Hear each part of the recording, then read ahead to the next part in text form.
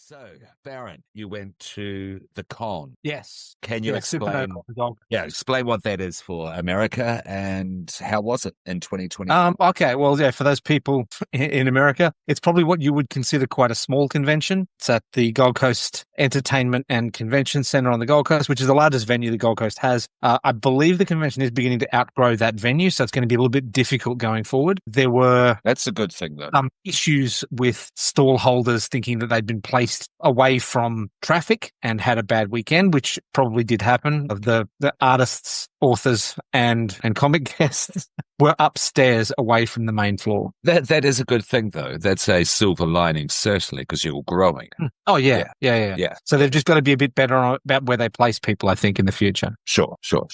Yeah, cool. Good to see. As I did catch up with a couple of interesting horror E-types. There's a filmmaker from Southeast Queensland called Luke Spark, who has done a number of films. There's Primitive War is coming out really soon, and it's basically Vietnam-era soldiers in Vietnam being attacked by dinosaurs.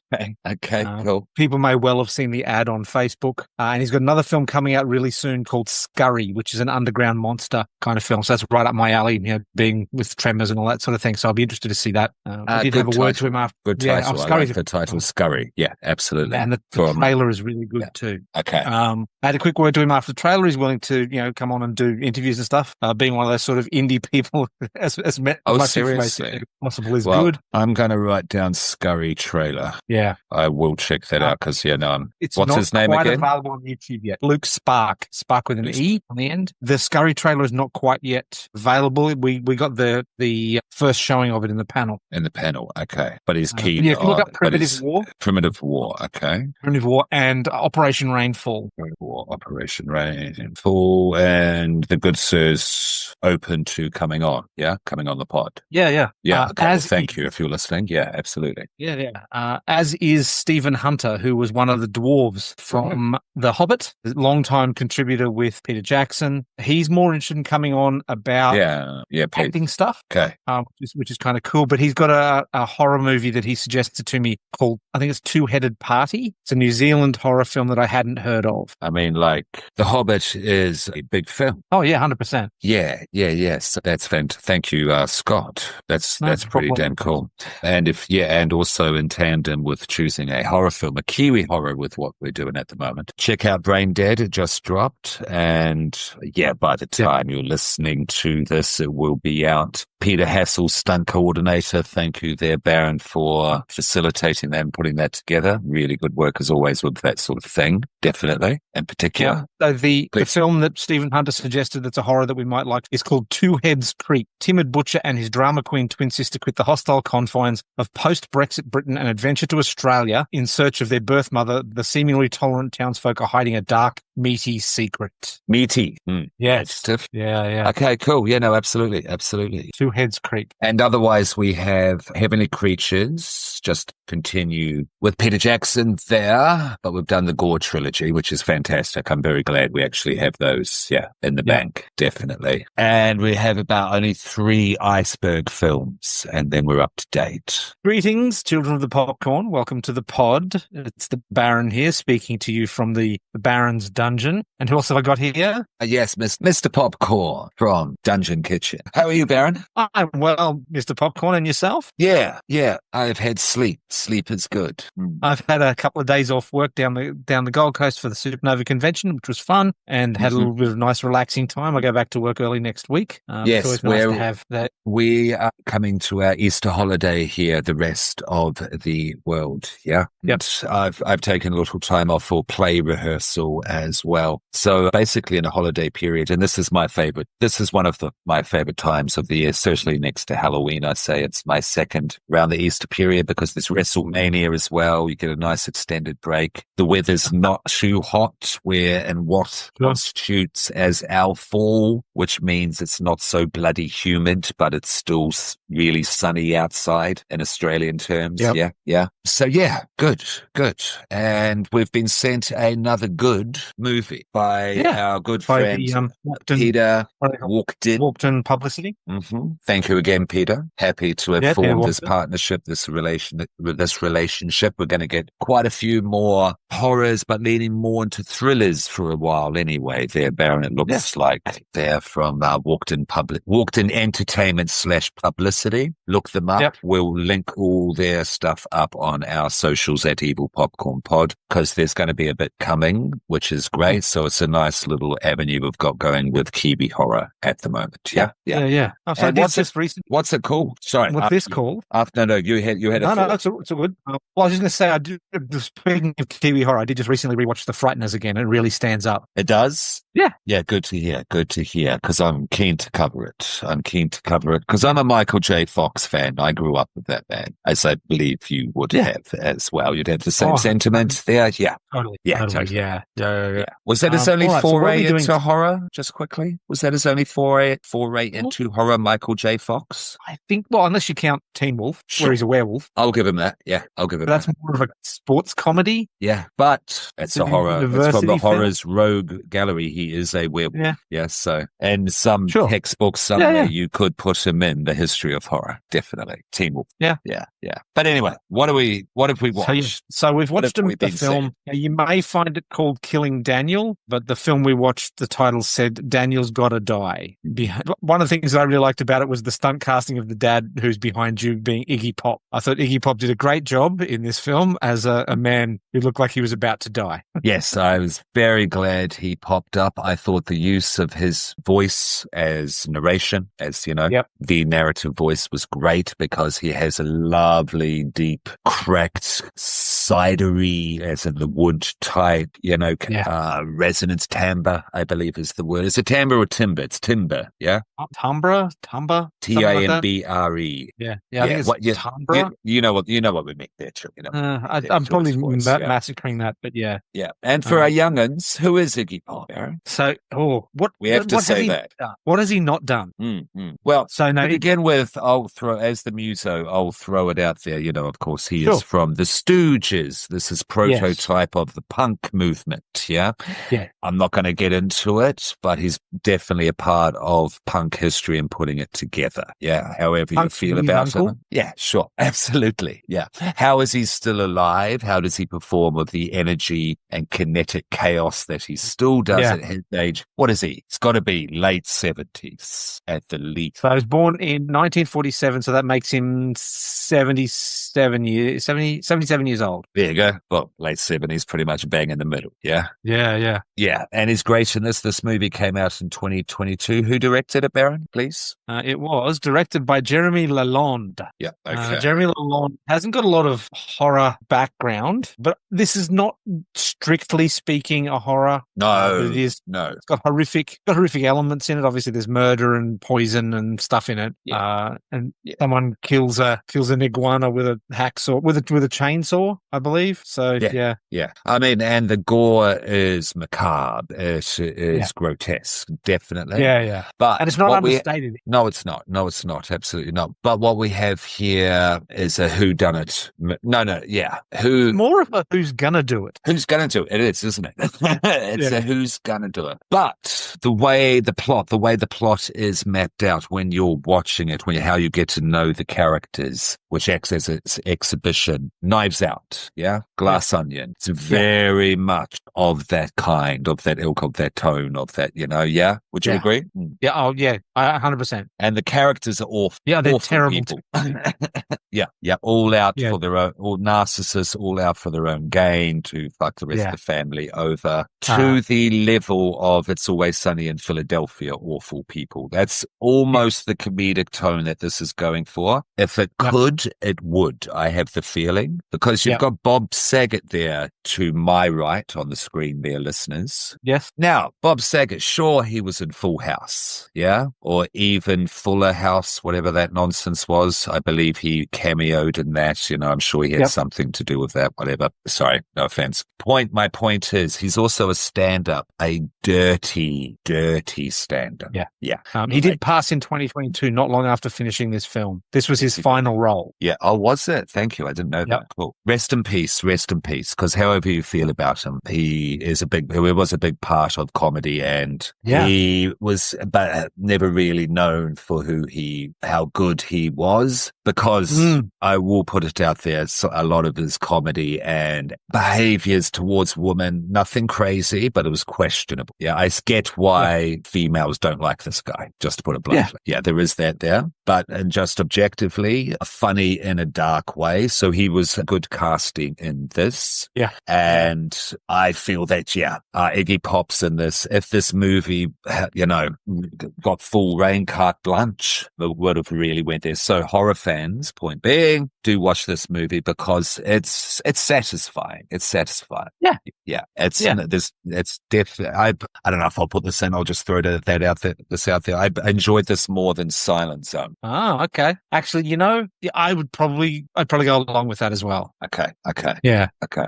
Because I liked the characters more so. Yeah, because there is some good performances in this. And like Knives Out, they're all very distinct. They're all out for their own gain, and they're all terrible, and they're all overly privileged. It's, crazy white people.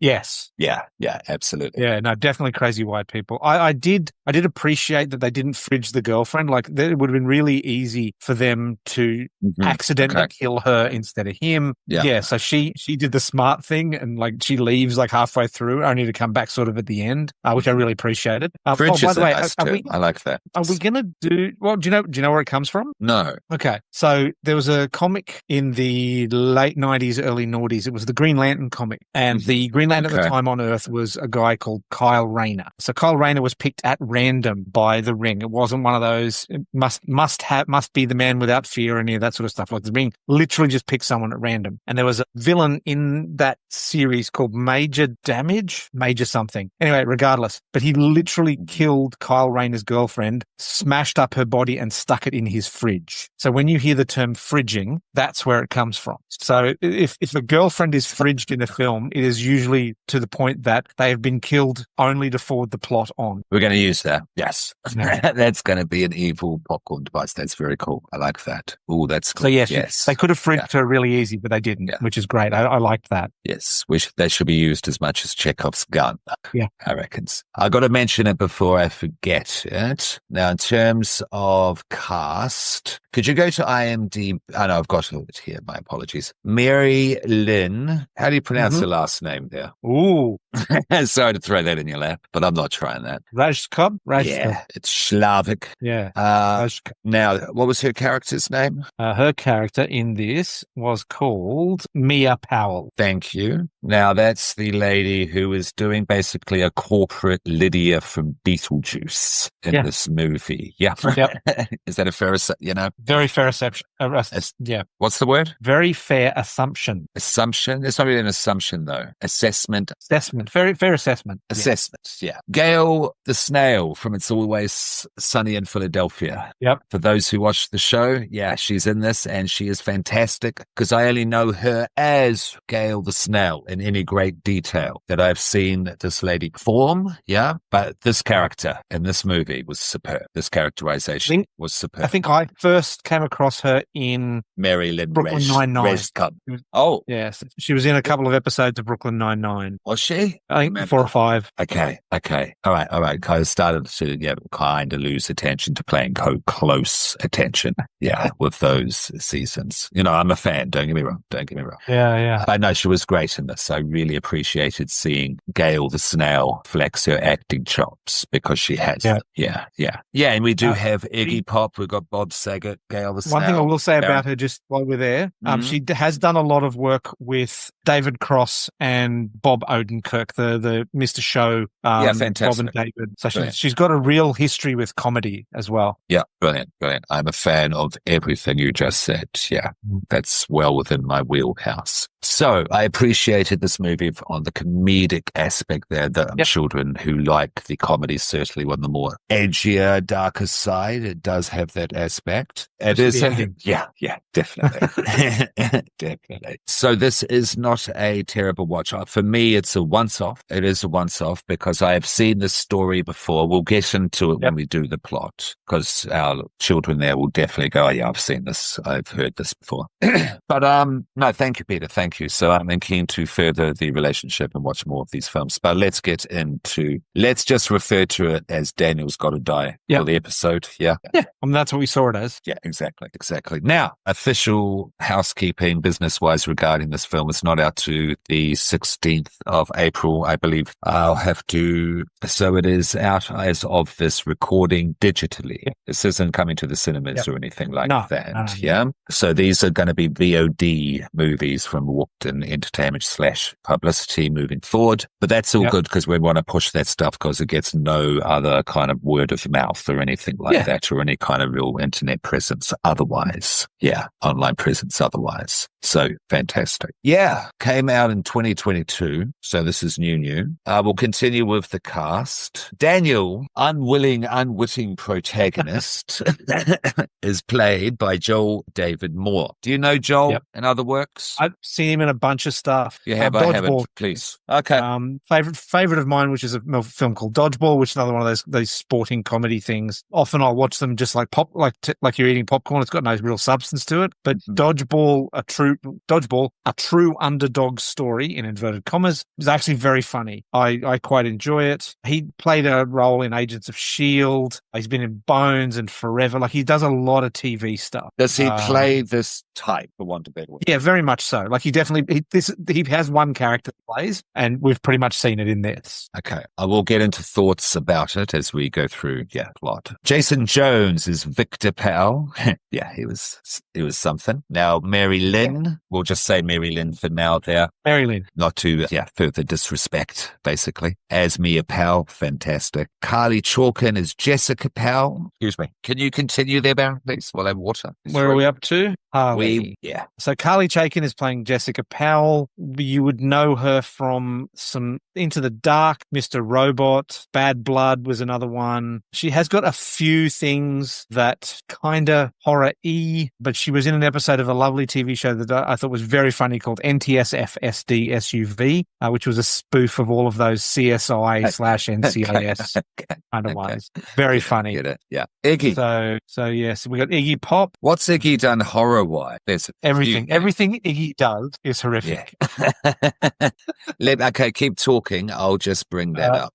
Dead Man, Train Spotting, The Dead Don't Die, Arthur 3, The War of Two Worlds. No, that's an animated kids film. Let's see, what else have we got? You've got him up. He was in Star Trek Deep Space Nine. He was in Hardware. Remember Hardware? Hardware's fantastic. We need to cover Hardware on this pod. Tales from the Crypt, Sid and Nancy, Tank Girl. The Dead Don't Die. That's newish. Ashes, 2019. Yep. I really enjoyed The Dead Don't Die. It's a fun film. It won a Palme d'Or, or got a nomination. Yeah. He played a zombie in it. Actress Award. It's a Jim Jarmusch film. I think it's got Jim Bill Jarmusch. Murray. Oh, Adam that Driver. one. The comedy, Tilda the zombie. Swinton's in it. Tilda Swinton, Bill Murray, and it's the horror Close comedy. to Iggy. Yeah. Let's do that with someone at one point. Yeah, because that's right up your it's a alley, fun and film. I love a lot of the cast here. Yeah. Yeah, and Jim Jarmusch. I'm a Jarmusch fan. I am a Jim Jarmusch fan from way back. Same here. Yeah, cool. All right, we do digress. Chantel Riley playing Emily Montgomery. That's the girlfriend. I thought she was the MVP of the film. She didn't get sucked into the decision tree moments other than like attending the weekend at all. I didn't think she got sucked into that too much, which is great. And her character made some good choices. Well, that's actually, what you're doing there, if I may, is that you're saying that her character, you think was MVP as if it was a sportsman, yes? Oh, yeah. But yeah. But almost literally. Most valuable player. Well, who is most valuable performer. Yeah, most valuable performer. Yeah. Yeah, you're going to give her that as well? Yeah. That award as well? That's what I'm giving. I really enjoy it. Like, she was where my eye kept being drawn throughout. Okay, because mine's Mary. Oh, she was great as well. Yeah.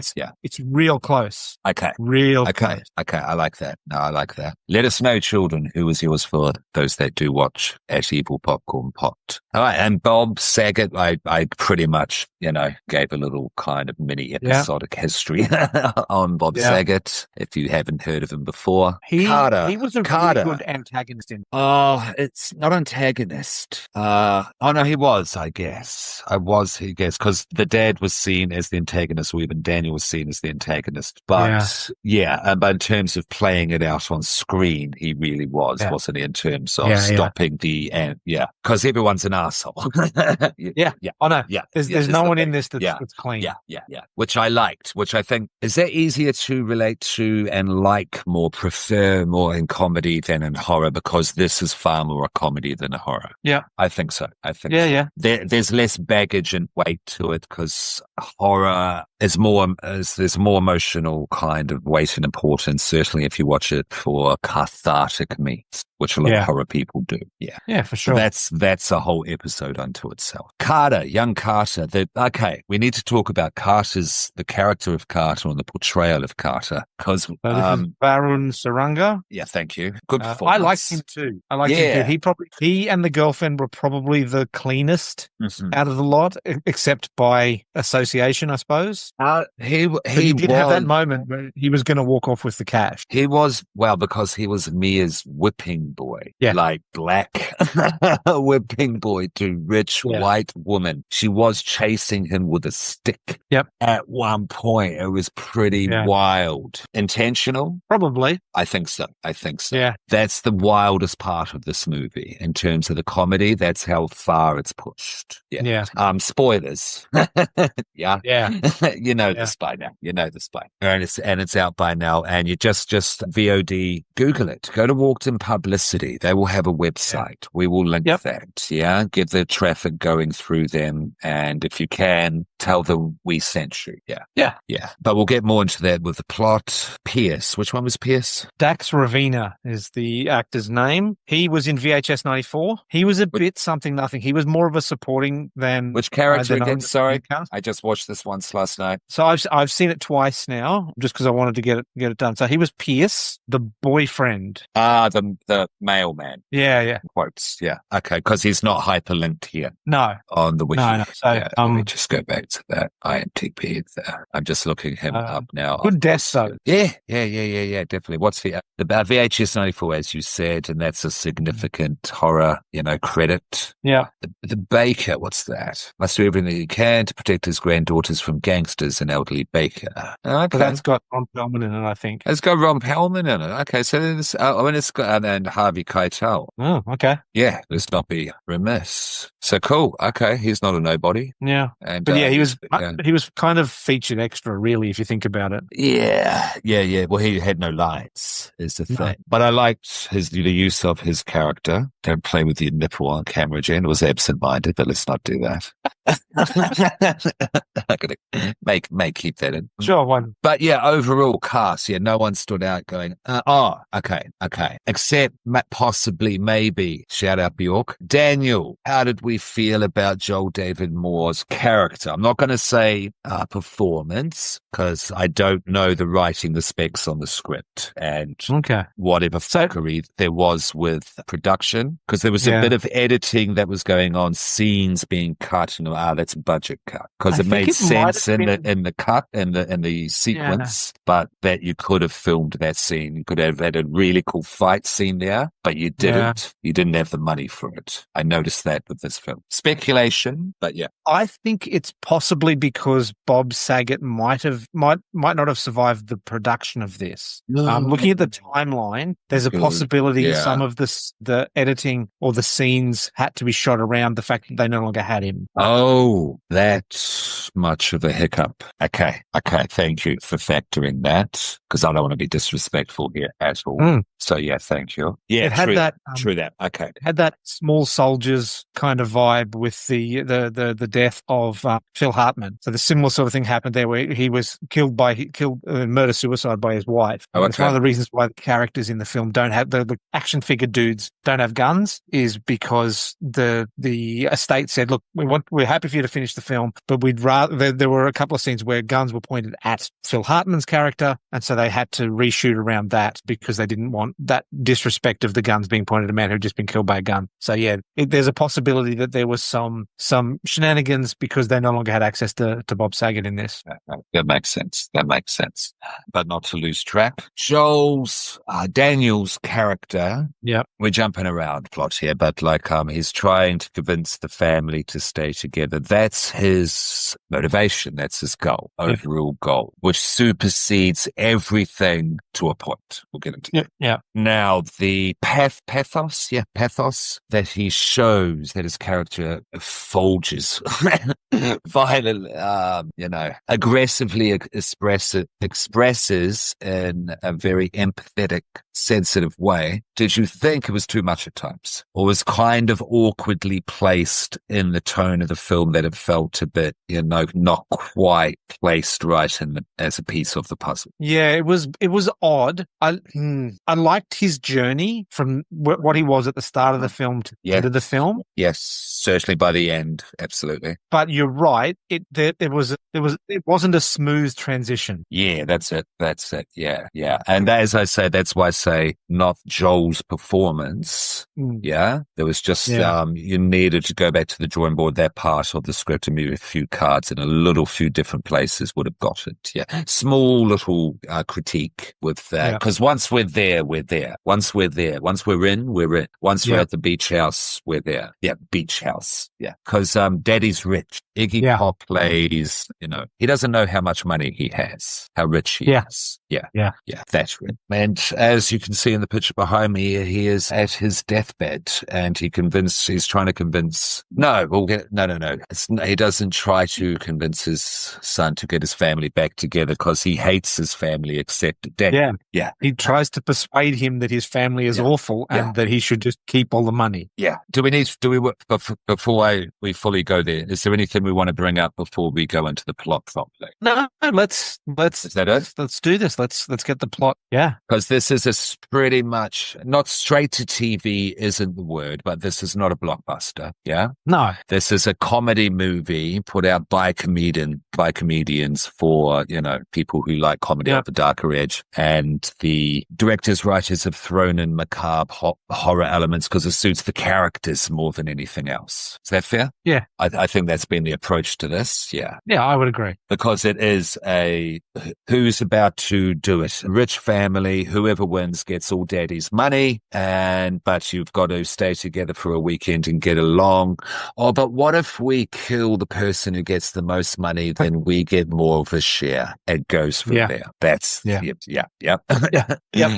Okay. Yeah, and that is really it. All right. Now, so, and Iggy Pop is dead, and that's where we pretty much start from there. And Daniel and his girlfriend by private jet Yep. Go to the beach house, which is basically a mansion on the beach. Yep. Yeah. Yep. To do this, basically play this game, because it is a Yeah. game. Yeah. This Yeah, is a game 100%. horror. Yeah. This is why I like it. I've always liked these movies, and I like mystery and murder mysteries and Hitchcock and all that sort of thing. This is a general overriding kind of history tropes, not the word. It's an historical trait of horror. Yeah. Yeah. Yeah. Cool. General thoughts. Didn't have a bad time. I've seen better versions of this. I've seen a lot worse versions of this. Sure.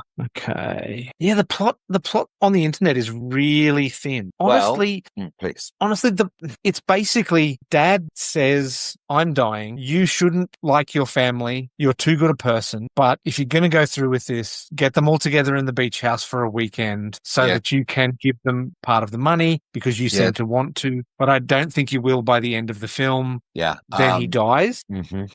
Actually, rather than that, why don't we talk about each character and the way that they try to kill the other members of the family? Because that's pretty much going to tie the plot together. Yeah. Yeah. Okay. Yeah. Sure. You know what I'm saying? So we've got them behind you. Is that the whole cast? And I've got Iggy there. Do we have the whole cast behind us collectively? I think the only one that's not there is the mailman. The mailman and the slave, because I'm going to call him a slave because he is treated like a slave. He's pretty in this much movie. treated like a slave. Certainly a page boy. Yeah. Intern, because interns are basically the corporate equivalent. Of what would be the king's version and a king or queen's version in a court. It's a page, isn't it? Page boy. Yeah. And the intern is the modern corporate version of that. Yeah. What did you think of Mia? Yeah, let's start there. Of Mia Powell. Okay. First of all, what is her character? What is who is she? What is she? So Mary Lynn plays Mia. Mia is the main character's sister. She's the one that procures the poison and tries to get her partner to put it in Daniel's wine while he's cooking them all a lovely dinner, where he has provided them each with a customized cake that has the invites to his and his girlfriend's wedding inside the cake cases that they just chuck out. Like that scene at the table after all of the poisoning shenanigans has gone on, where they're all just chucking the cakes and like shaking the boxes and stuff. It's just like, you people are terrible people. That is first. That is the first of Daniel's entreats to his family to come together and to love each other and spend time. Dad is dead. Let's respect Dad, etc., etc. And then they're in boxes, nice ribbons. We have what's the term? She is internet famous. Yeah. An influencer? An influencer. Thank you. That's the term. Yes, she's an influencer, constantly live streaming. Just, you get me. So that's Carly. She looks at the box, goes, this looks cheap, and then just throws it behind her. Yeah. Mia goes, I think she says, this smells cheap, and then also throws it behind her. Victor. Now, Victor is the black sheep of the family. He's a drug addict. But he is a wild card as well because he snorts the poison. Yeah, I know, because that's where it goes. Anything in a jar, a vial, a powder, a white powder. Yeah. Because he knows that Daddy, Iggy, will bail him out. So that's it. Yeah. There's a conversation to that later in the film between him and Bob Saget's character as well, I think. What did I do? I covered up secrets. Yeah, that's right. He doesn't know how to open the box. He goes, what is this? And shakes it violently until he throws the cake in his face. Yeah. And that comes up later on when, Daniel sees the open exploded cake. POSs. Absolute POSs. Yeah. Is Mia the biggest POS? What is Mia? Mia, what does she do? Is she just Daddy's girl and just spends Daddy's trillions? Yeah. Probably a trust fund kid. Yeah. Goes to charity galas and donates. That sort of thing, I would say. Yeah. Has the latest, is it a Ferrari? Or was it a Lamborghini she pulls up in? I think it was a Ferrari. I didn't pay that much attention to the car. Point being, high-end supercar. Yeah, but point being, she doesn't drive it. No.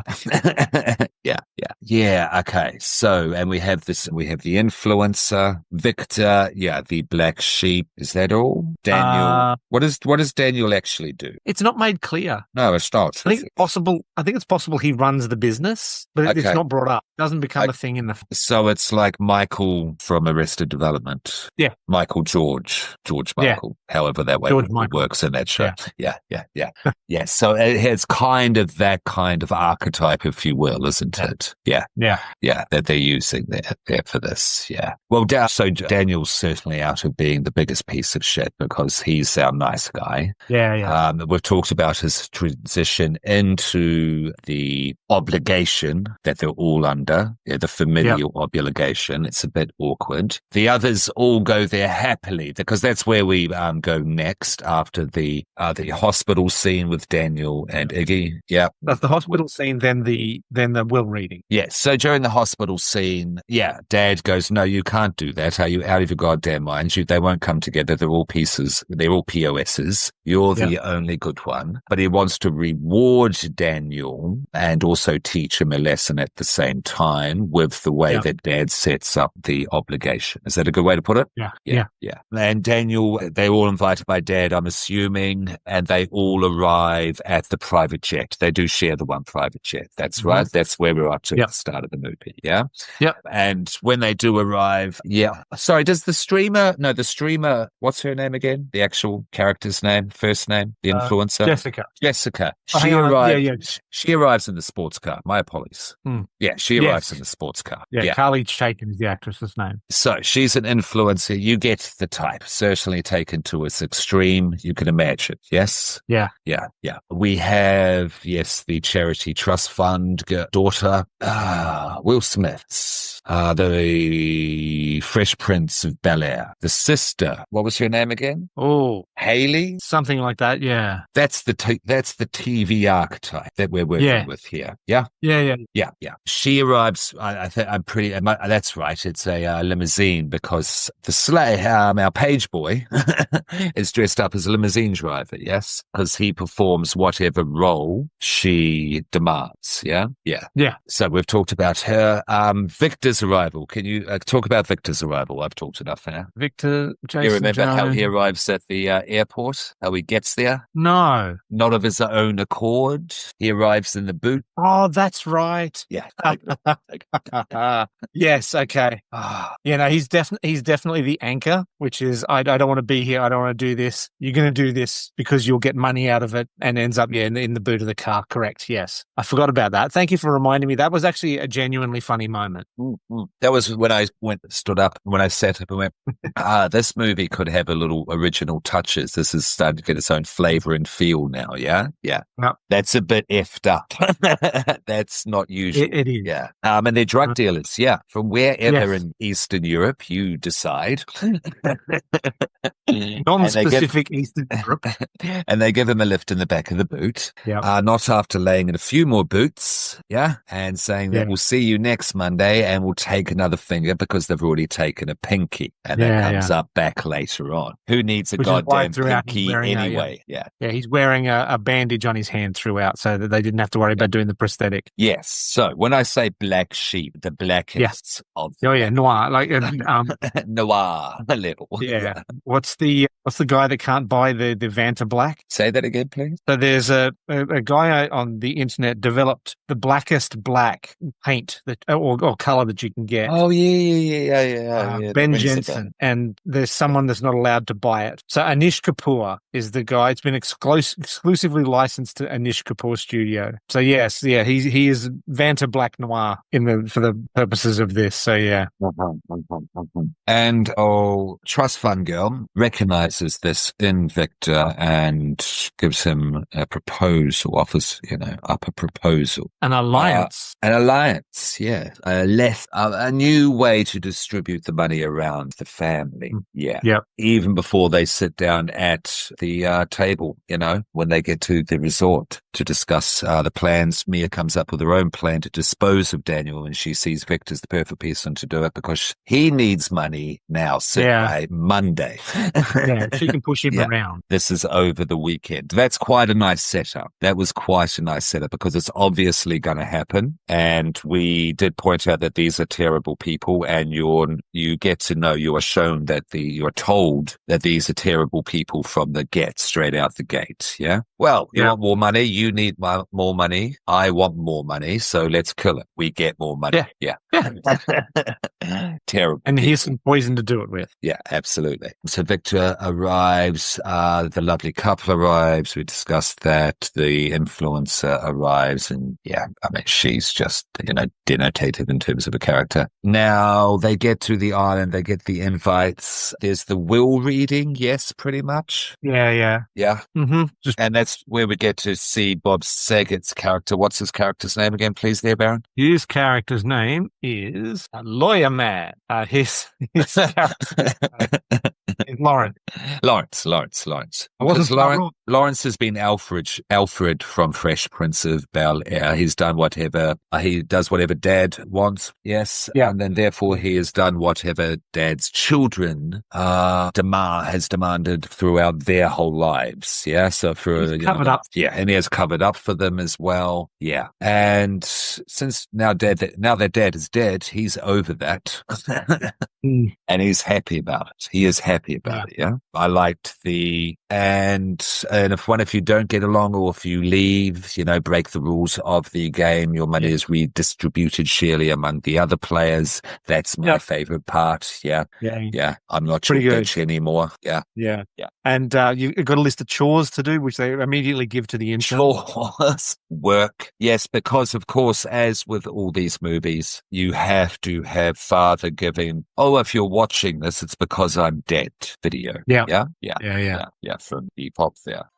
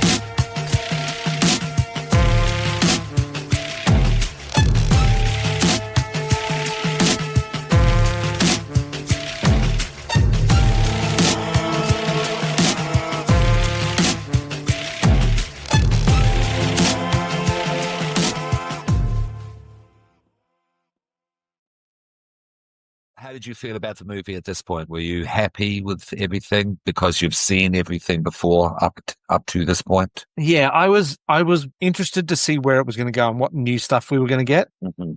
Yeah. And what the kills would be like, because I knew there'd be at least one or two. There'd have to be at least one or two, just because someone's got to be effective. Yeah. Okay. So in terms of that, let's keep that in our minds as well, because Mia and Victor are in alliance to kill Daniel earlier on. Do we see influencer's name again? Apologies. Jessica. Do we see Jess's alliance with the mailman yet at this point? Sorry, spoiler, but have to. Not quite, but it's about to come up. Yes, it's about to. We haven't seen the mailman yet at this point. No, not yet. No, yeah. What's after Daddy's eulogy is not the word, but you get me. Video. So they goodbye. They do the video. They get on the plane. They get to the site. Daniel starts cooking dinner, and we see the cake boxes, and that's where Mia and Victor try to poison him by putting the poison in the wine glass, which he wasn't going to drink. He was going to tip it in the food, which means they would have all got poisoned. He takes a small taste of the poisoned wine on the spoon, but it hasn't been stirred in and is sunk to the bottom as well. Yeah. So this is a heavy powder. Yeah, it doesn't float to the top. Please. It makes him unwell, but it doesn't kill him. I like that touch. I like that attention to detail. Yeah. So that's when when Victor panics and chucks out the food and tries to replicate very quickly the chef level. Before we go there, put a pin in that because it is great. I've really enjoyed up until this point the rest of the family's Daniel's siblings' attitude towards him. Yeah. Yeah. Because they grew up in this house as well. Yeah. Yep. So that is important as well. And they haven't been back for years, and they haven't shared a meal since some of them were 4 years old together. Yeah. Yeah. This family does not get along. All of them but Daniel were sent off to various boarding schools. And... Yeah. Daddy's not great. Daddy wasn't neglectful. He wasn't abusive, but he was neglectful in that sense. Typical ultra-rich white guy. Yeah? Yeah. Yeah, we all like Iggy Pop. I'm going to make these children someone else's problem. Yes. Yeah. But saying that as well, you have responsibility for your own life, certainly when you are privileged rich people as well, to get yourself together, et cetera, et cetera. They are that bad, though. They are that extremely bad. But so they've grown up in this house together. Daniel's the only really nice person out of all of them. A little too nice in terms of betrayal, but that's another story. He's talking about, this house could only speak. Did it tell you to fuck off or something? I think it said, wasn't it? Yeah. And when Daniel goes, if this house could speak, and then Mia goes, it would tell you to shut the fuck up. Yeah. That sums up the attitude that everyone has towards Dan. But please carry on. You were talking, we had a pin in... Oh, yes. So he chucks out the food that Daniel has been making when Daniel goes off to go to the bathroom or something like that. And Daniel's process of making the food is so annoying as well. Oh, yeah. Yeah. He is intentionally annoying with it, and the way it's written. Yeah. I will say that with the making of food. It takes, it's got to take an hour to slowly reduce, blah, blah, blah. And so that family is at the dinner table forced to interact and reminisce. Yeah. It's not on purpose. Yeah. Take it away. It's purposeful. So then we see Victor trying desperately in 3 minutes to replicate what Daniel has been doing by microwaving the vegetables and then sticking them in a blender and then pouring that in. They all end up sick from it. Everyone that actually eats from it doesn't really like it, which was great. But I think there might also have still been some poison. It was funny. It was good. Yeah. In the bottom of the dish when he recooked it. Because Victor, remember, they're children of the popcorn. Victor doesn't know how to open a box with a ribbon on it. Yeah. I mean, for those watching, it's literally two easy movements. Yeah. So the way that he tries to quickly recreate the dish, violent chaos. Yeah. And because Victor's life is violent, erratic chaos. Yeah. Yeah. He's not an aggressive guy towards people. He's not running around beating people up or anything, or stabbing people for money or anything, but just leaves a path of destruction behind him and goes and looks behind him and goes, oh, how did that happen? That is Victor. Yeah. Yeah. Yeah. Yeah. Yeah. And it's not that he doesn't care about he doesn't care about his brother, but he's not killing him because he's like an evil, violent person. It's just what I need to do next to get more drugs is kill this person. That's the simpleton level that this guy is on. Yeah. Yeah. This is unique. This is an element to be getting more drugs. Yeah. Yeah. Yeah. So I'm not mad with any of the characterizations apart from the little transition we've talked about up until this point. But I do need to say there's, because I have seen it before. Yeah. We've talked about Knives Out. There's Ready or Not. I will throw into this as well. Yeah. Such a good movie. Yeah. Because we're talking about white, rich, privileged people playing torturous, cruel games on one individual for their own entertainment. Yeah. Because they're dead inside, essentially, these games, these movies. Yeah. And I have seen those before, and those movies, it's not money. It could be, factors of production in terms of ease and being able to create something, less demands, etc. But there's a level of expertise that this movie just doesn't quite reach up to. Yeah. So I'm not as engaged as I think the director director, the creators intend for you to be at this point in the plot, but I'm still interested to see what they come up. Is that a fair way to put it? Yeah. Just to manage expectations for our children there as well. Have we had kills yet? No. Okay. Thank you. Thank but we think Daniel's not well. Like there's no deaths yet. So then we get to dinner. Which is awful. Because Vic made the food. No, I mean, looking at it, it's disgusting through the screen, and so the reactions are valid and well performed. Because these are, but I've described the characters. So if you imagine, it's extremely vile slop, but you've just watched it all put together. It's an accurate presentation of what you've just seen. And it'll go, no, that would taste so bad. That's spaghetti that's hardly been cooked with those, because he threw into the oven on no time to slow roast those or whatever he said. So he was throwing marrows, giant cucumbers, their children, if you don't know. Imagine a cucumber times 12, about 6 of them into an oven. Just it's just the kind of stupidity applied. So, and when you look at it, you go, no, that could make you ill, because they do throw up. One of them throws up, remind me. No, it was pretty cool. It was pretty gross. Quite satisfyingly gross. I think at this point we're starting to get the conversation. So Daniel's in his room, he's lying down, he's not well. And we're starting to get the conversation between him and his fiance of, let's just get out of here. These people are terrible. I don't want to be here. You don't want to be here. And he's still very keen on, I can convert my family into good people. Okay. Now she doesn't, I mean, I'll chop around what we're talking about revealing. She doesn't leave at this point? No, not quite yet. Not quite yet. Okay, thank.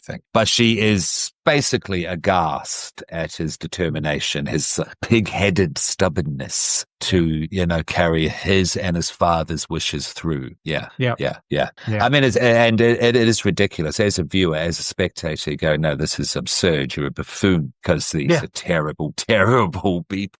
We have seen they are physically, proactively trying to kill you. And they don't care who finds out. They're not doing this quietly. That's the ridiculous thing about this too, is like most of their methods would have definitely attracted attention from the police. So much so. So much so. It was you what done kind of way. But apart from Dad's the only one who could buy the cops off. They're not that powerful. They're rich, but they're not powerful people. There's plenty of influences. There's plenty of trust funds, kids. There's plenty of drug addicts. And I think we're at about point now where Bob Saget's character Lawrence discovers that he's been given a clock. Now, at this point in the film, I turned to the Pirate Queen who was watching with me and said, I guarantee you, like, the counterweight in that clock is a bag of diamonds or something. Absolutely. Of course. Straight away. But I loved that Lawrence didn't get it. And Lawrence was losing his mind at this point. And that was shown through the film itself.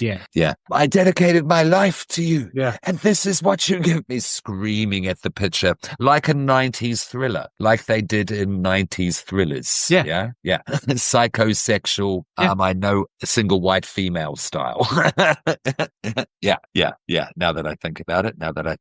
But that circles back around. There's a lot that comes back around in this movie, actually, in terms of the plot and foreshadowing and little devices. Do you like this moment? I enjoyed this moment with Clark. No, it was really good. I mean, admittedly, what comes from that was lampshaded for me because I picked it because I've watched a bunch of these and just knew that there would be something inside the clock, which it proves there was. Like a bunch of money was in the clock, but he didn't even stop to look at it. He kicked it over and then was taking the very obvious money in the bags. Precisely.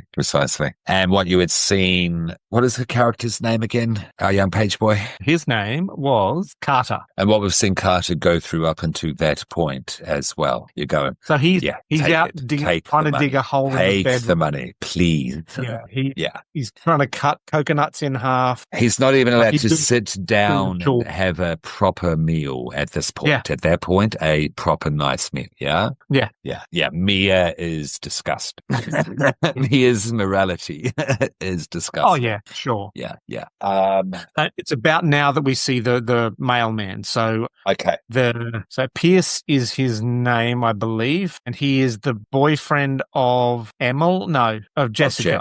Of Jess, our Jessica, influencer Jess. Is he the boyfriend or just someone she's twisted around her little finger? There's a Six question. of one, half dozen of the other. It could go either way. It's not entirely expressly revealed. Now that I think about it, though, it probably is because she's that ridiculous to kill her family members to be with, and also to keep it secret as well. She wouldn't want her followers to know. Yeah, because of class status. Yeah. So we get the mailman. Also disgusting morality. The lovely scene between her and Lawrence, where she's recording him stealing the money, and then he persuades her to delete the video that she's taken of him. Yes, this is their forced alliance. Yeah. And they both recognize their mutual Machiavellian traits in each other, and there's a mutual respect. There's not a liking. There's not a kind of bonding together for life or anything here. Yeah. All for one and one for all. No, but there is. I did enjoy that exchange. Yeah. And again, we see more of let's say, the repertoire of Bob Saget that a lot of people haven't seen, and being his last role, very glad to do that. He was suitably awful in this. Yeah. He plays a great heel, to use a wrestling term. I'm going to use a heel because he does a heel turn. It's totally. Yeah. Okay. Yes. So that deal is made. Yeah, that's the heat that he brings to this. But yes, so they have that forced alliance, but he's still going to take 50%. No, wait, 75%. 75. I'm not greedy. Oh, maybe I'm greedy after all. Yeah. Because she just said, Jess goes, oh, I'm actually beginning to like you. And he almost sheepishly responds with, oh, nobody said that to me before. Oh, no, I can understand why. Oh. At all. Right, 75%. I'm greedy after that. It was a return, cut, a return thrust after that. Yeah. So I enjoyed that.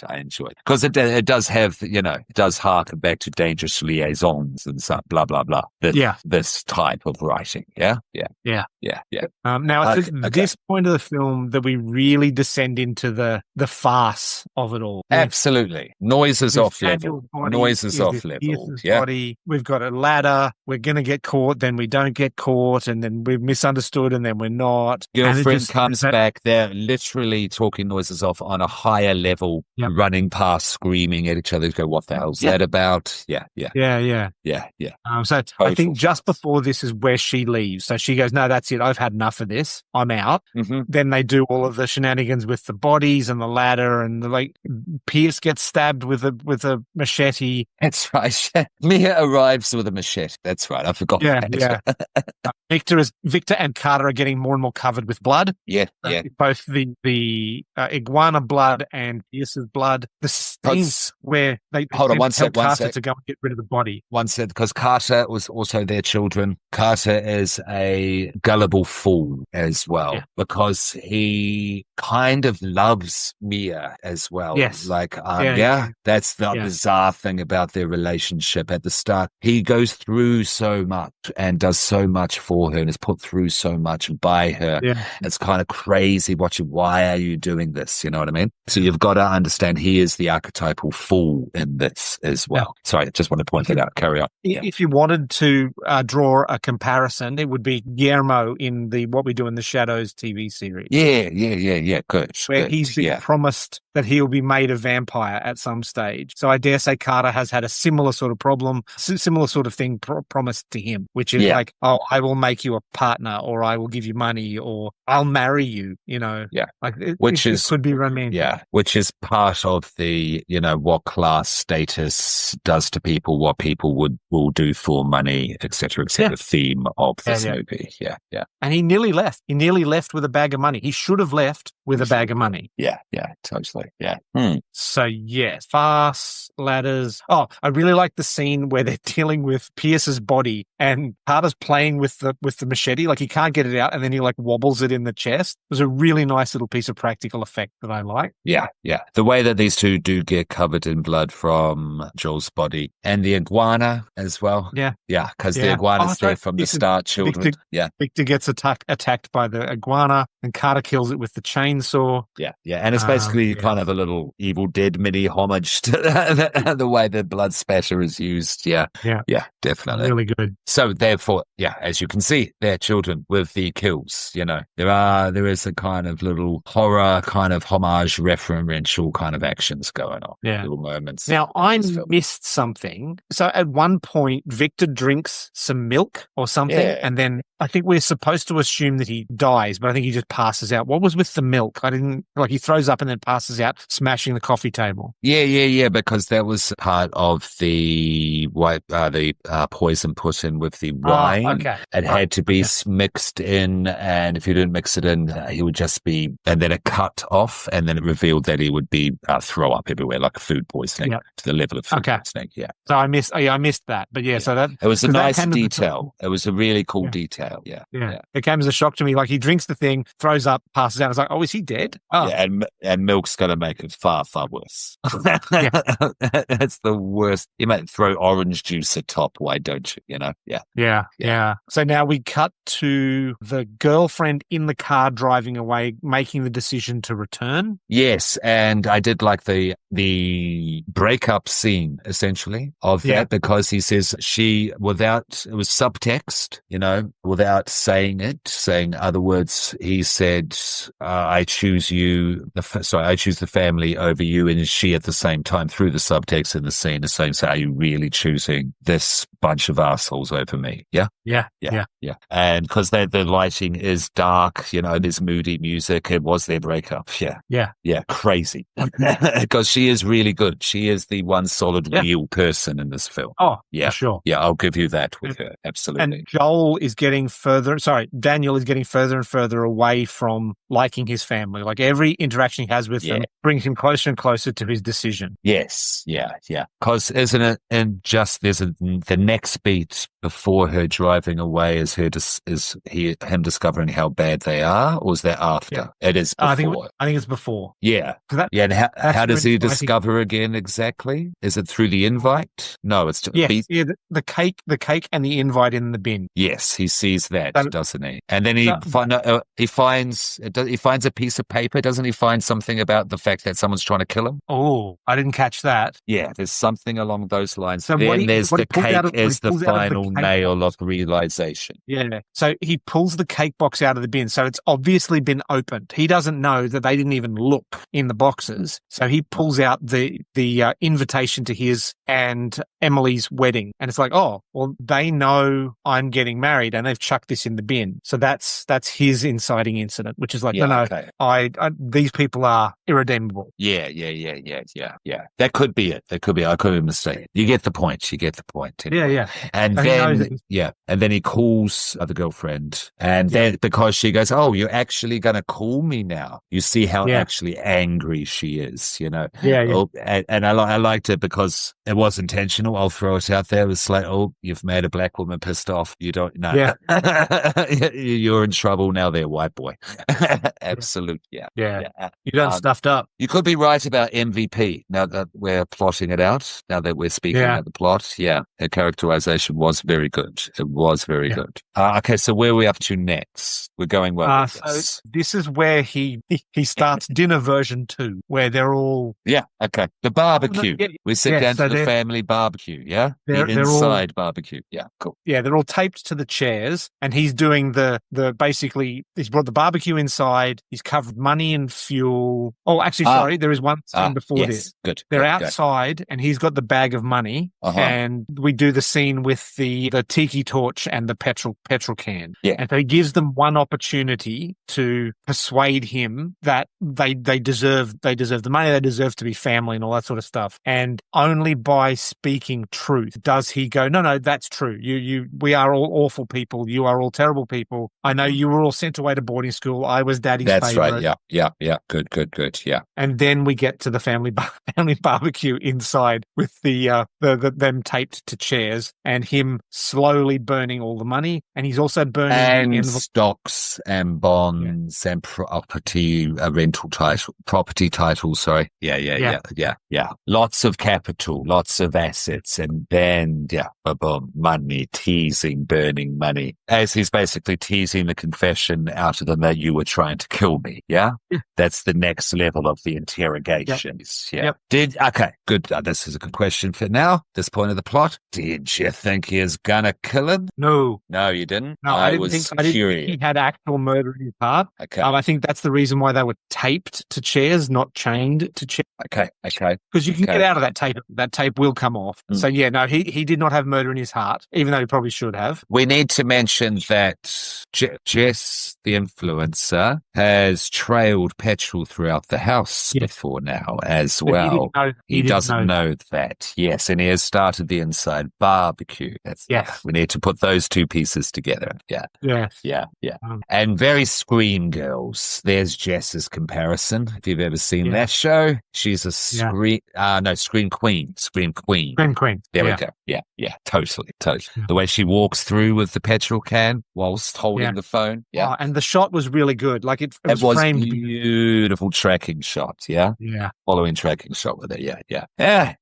There's some good elements, some good mise en scene in this. Yeah. Okay. So, he's teasing the money. Yeah. Taunting the confession out of them because and their reactions to the money being burnt. Yeah. Oh, like it was like he set them. I can't look. Yeah. It's like they were being burnt themselves. Yeah, like burning their own children to that level. Yeah. They've actually the first time they've shown any real emotion throughout the whole.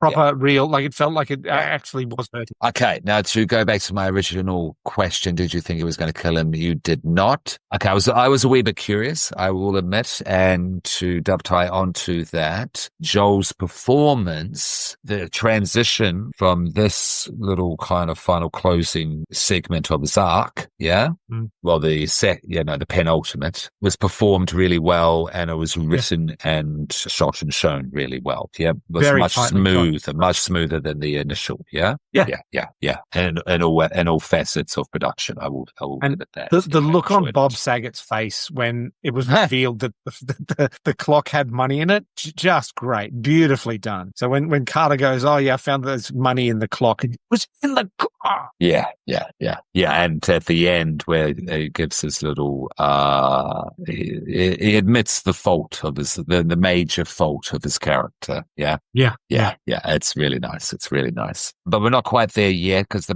money's being burned. There's the reactions. What happens next? So that's when the girlfriend gets back. Yes. He picks up his envelope and a bag of money, and they leave. No, he leaves the bag on the table. No, because there was two bags. Yeah, but we don't know that. We don't know that yet. Oh, okay, yeah. Correct. Because he's threatening to burn the whole bag. Because watching it, you go, you're going to really do that? You're going to leave yourself with nothing? Yeah, that's interesting. Yeah.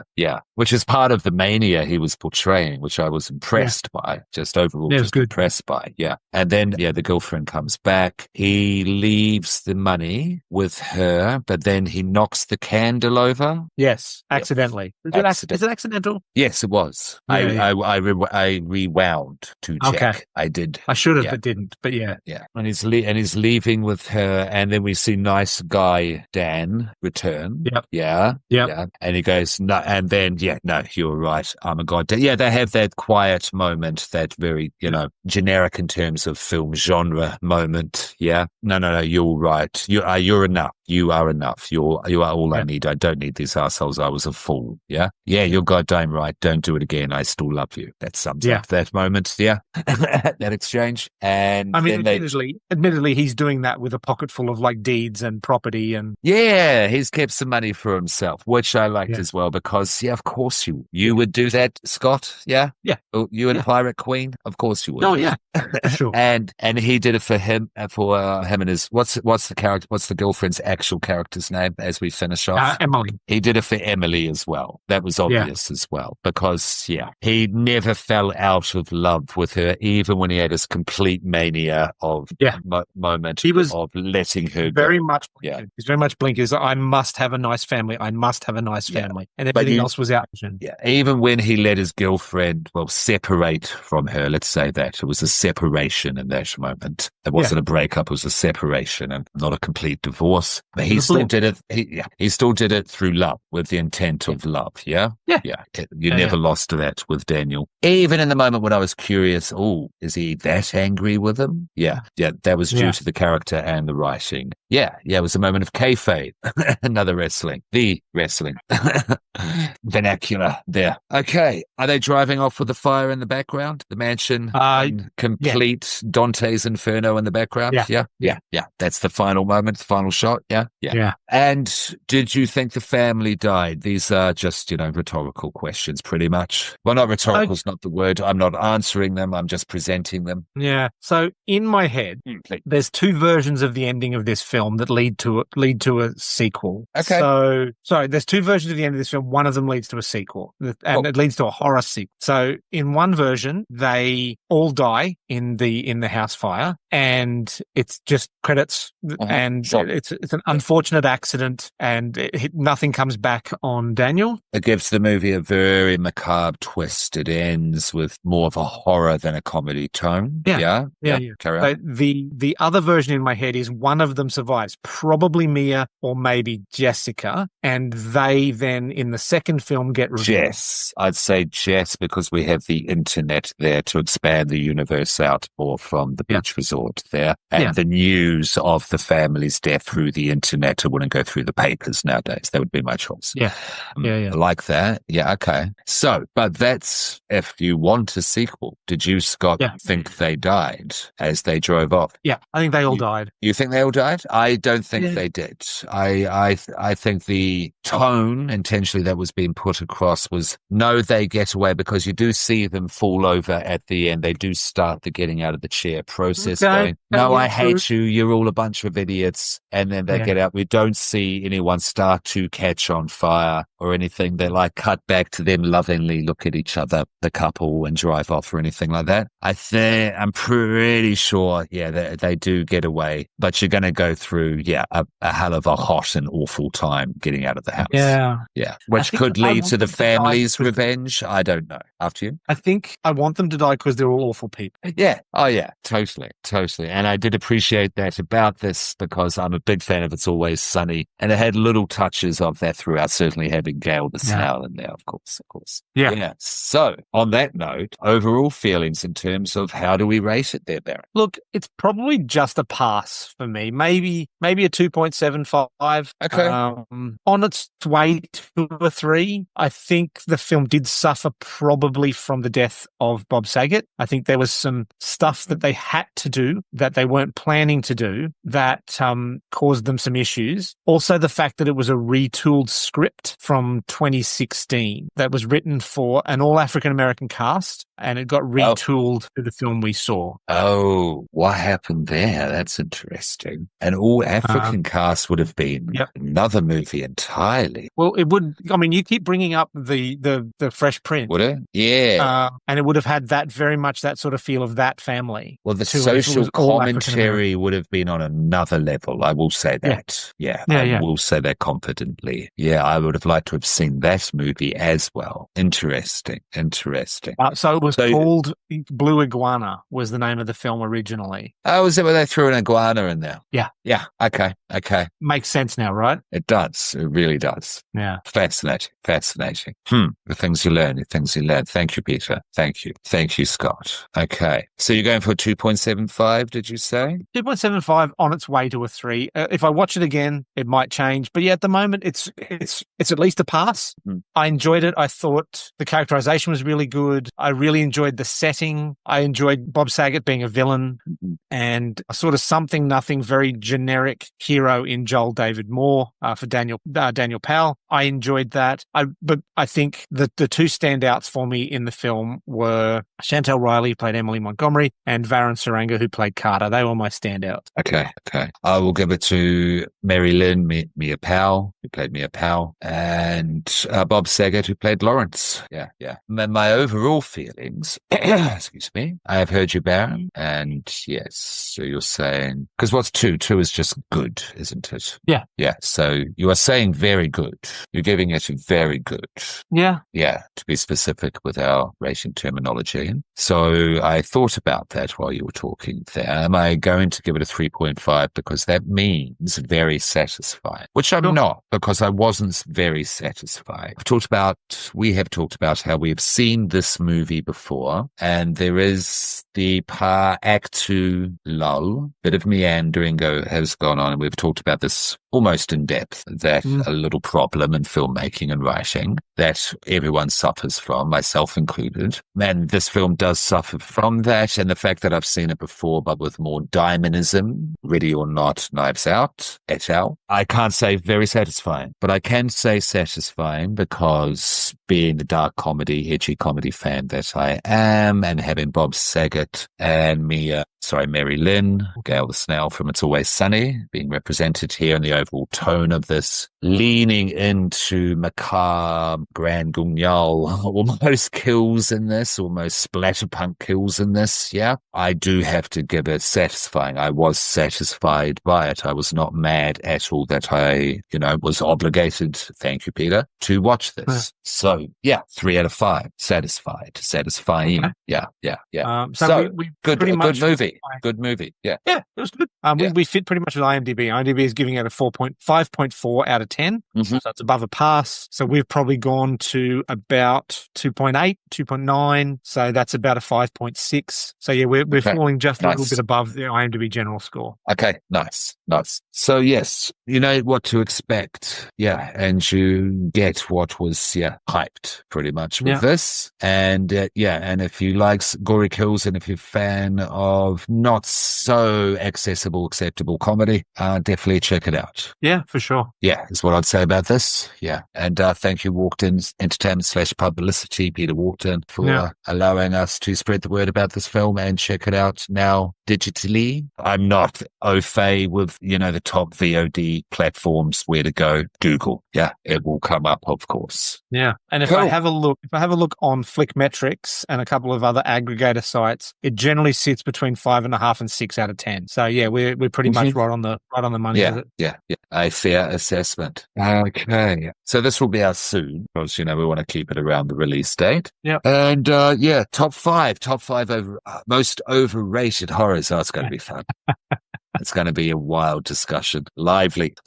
I really had to dig deep for this because I'll watch any old shit. You're an open-minded individual. Yeah, absolutely. Yeah. I'm more critical, definitely. Yeah. And I'm more critical a lot of what's generally accessible, and even to the point that's seen as the top films by most people. I'm one of those outlier assholes. It's me. It's not you, their children. It's not you, their world. I know it's me. So I know, I'm going to be bringing in all my, debate skills, all my diplomatic talents to the table. Now, keep in mind, but it'd be good. That's what this is for. That's why, Yeah. So it's not that we hate these films. It's just that there are better films. Yeah. And I think it's interesting to listen to people that do have different perspectives to what's, generally felt. Yeah. Held in high regard. Yeah. Because to expand on that, it helps you to see that there is more than just Blumhouse. There's more than just Disney, etc., Marvel, etc. Yeah. And I throw Blumhouse in there because horror can be bloody generic. Yeah, I know. Absolutely. Of course it can. Yeah. If it helps for people, a little bit of sizzle for that. My number 6 that didn't make it to my top 5 was The Ring. Which one? Ring, 1999. 1998. Not Ringu. Okay. Not Ringu. American. Okay. With Natalie Woods. Yeah. Yeah. Okay. That most overrated. Yeah. Okay. That could be a contender for my top 5. There's my sizzle and return. There's my sizzle and return. Scream Queen. My body is ready. My body is ready. Oh, I look forward. So that's coming up there, children of the popcorn. And we want to potentially, hopefully as close as we can to a full roster. So we want Dorian, we want Scream Queen, we want the Bat, we want G. Noir, Mr. Popcorn, and the Baron. Yes, representing for that one. Yeah. Oh, for sure. Does get as much discussion as many, films on the table for that one. Yeah. Now, so this could have been a black film. Daniel's got to die. Yep. Yeah. Iguana. Yeah. Another black horror that's coming up. Period piece. Sinners. Based on a black legend. Yeah. I will say that legend to the level of myth. Robert Johnson, set in the 1950s. Sinners. Yeah. Ryan Coogler. Check out our interview on the Facebook page. I will put up a reel or something on Instagram for it. I'm not 100% au fait with that, but I can figure it out. But definitely on the Facebook page, the interview with our last podcast on the left with Henry and Ed there with Ryan. It's fantastic. He talks about how we got from Ryan Johnson. Is it Ryan Johnson, the guitarist? I've got that correct here? Yeah. Yes, thank you. To 1950s, making it vampires set in the 1950s to making it a black specific film, black focused film. He goes through all of his conceptual steps, how he got consultants in the whole way through to the level of Robert Eggers. He talks about his friendship with Robert Eggers, and there's a lot of serious hint in that collab in this interview, which is wild to think. If you don't know Ryan Coogler, this is Mr. Black Panther, this is Mr. Creed. Yeah. He has finally come to horror, and he has always wanted to come to horror. He's not stepping down or anything. He's been wanting to do this since his first film, which is kind of is it a short or a student? It's something like that, like heavily independent. It's called Locks or Lock. Yeah, that's a great interview. Check it out if you really want to know about this guy and this film that is coming, Sinners. I am more than excited for it after this interview. Baron, are you keen? Oh yeah, 100%. Like I really want to see it. It's the very first trailer that didn't make it look like what it's going to be. Yeah, so good. So good. That's how you do a trailer. Revealed a bit more. I enjoyed as well. So yeah. Yeah. And it's been intentionally revealed that it is a vampire film and with its setting, et cetera, as a rollout. It's not Abigail, let's discuss if this was the correct thing to do or not. It has been the correct intentional thing to do. And and I can't wait. And because we need more of that done seriously as well. Yeah, really looking forward to it. And speaking of, I will say unexpected turns in terms of releases and news, etc. Star Wars is making a horror. Yeah. Can you speak to that there, please, Barrett? I don't know what it is. I think it's likely to be is there was a story that was written a while back about zombie stormtroopers, like zombie in inverted commas. So the bodies of dead stormtroopers are taken over by a thing. I never read the story. I probably should have, but I didn't. And then obviously they are impossible to kill. So it's basically, I think it is going to end up being a Star Wars zombie film. Produced by Ryan Gosling. That's on bloody disgusting there, children. This isn't, clickbait that we're secondhand reporting on here or anything. I'm fine with that. I'm long gone are the days where you can go, oh, it's a big Hollywood star trying to do a horror thing or a sci-fi thing. Have you seen Ben Stiller's Severance? Need I say more? Need I say more? Yeah. So the original story, I believe, was called Death Troopers, and the cover of the book by Joe Schreiber basically has a stormtrooper helmet hanging off a meat hook. Oh, I like that. Because, I'm a Star Wars fan, not to no great degree, but it's one of the properties. If you entice me well enough, I'm in, and that does. Yeah. So the blurb is, I had the time of my life on this one. I have to say I'm doing the final edits now, and I've tried to make it into exactly the kind of book you'd want to read if you were a child of the 70s who grew up with the original Star Wars trilogy and really digs horror in the vein of The Shining and Alien with a little dose of William Gibson mixed in. Hey, well, I am definitely in. Yes. Yeah, if it's that, it's the closest we've got to proper Star Wars horror. So I hope it is, because by all reports, it was a really good book. So, Children of the Popcorn, your late era Gen X hosts are very happy at this news. Yes, this is hitting all of our buttons. This is hitting all of the correct buttons. Okay, cool. We will keep an eye on that. Bringing up sinners, overalls. We will cover that. You want to go see it? Yeah. Should do. Yes. Yeah. Let's go. Definitely see that. Let's go to the movies. Evil Popcorn goes to the movies for that one, indeed. Yeah. And The Ugly Stepsister is one we're going to cover. Yeah. If you want to bring up any Pooniverse, sure. I'm not. Cool. Don't expect glowing reviews from this end of the table. Yeah. But yeah, absolutely. Why I say that though? Okay, so there's the IP horror, the Pooniverse, Mickey Mouse. You all know what I'm talking about, children. Yeah. There's over in Europe. That's weird, old, fascinating. What are they up to now, Europe there, Baron? Ugly Stepsister is coming out. Yeah. You're hip to this? Yes. Yeah. It looks dirty and old and gross. Yeah. And weird. Very Eastern European. Yeah, not Disney at all. And there's another one coming after it, Rapunzel. Yeah. And it looks gross and dirty and scungy. And I'm going, yeah, Eastern Europe, This is, Walkden Entertainment publicity with Silent Zone. They brought those to us. And, I want movies in general to come from this part of the world because they do fascinating art, in all sense of the word art, all mediums, definitely. I'm a bit of a fan. And, so children, have a look online if you are not hip to this, if you don't know about it already. Search The Ugly Stepsister because that comes out on Shudder pretty much globally this weekend as we are recording this on the 17th of April, Australia. Yeah. So horror's hot. More good horror coming.